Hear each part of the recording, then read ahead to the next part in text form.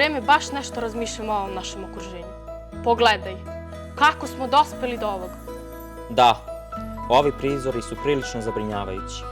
Osjećam da mi neodgovorni, nepravedno opterećujemo ovu našu planetu. Šta možemo da uradimo kako bi se stvari promenile? Edukacija je ključna stvar. Moramo da razumemo kako utičemo na ekosistem. I ne samo to, moramo da se založimo za promene.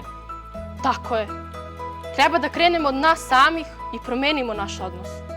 Moramo da budemo svesni svojih izbora i da preispitamo naše navike. Da, takođe moramo da razumemo da smo svi povezani na ovoj planeti, bez obzira gde živeli. Ono što radimo ovde i sada utiče na ljude širom sveta. Treba zajedno da radimo kako bismo pronašli održiva rešenja. Potpuno se slažem. Ajde da sa reči pređemo na dela. Šta konkretno možemo da radimo? Da, razmišljamo o pokretanju lokalnih inicijativa za čišćenje, edukaciju ljudi oko nas i naravno da aktivno učestvujemo u zajednici. Mislim da ćemo samo zajedničkim naporima doći do stvarnih promena. Slažem se.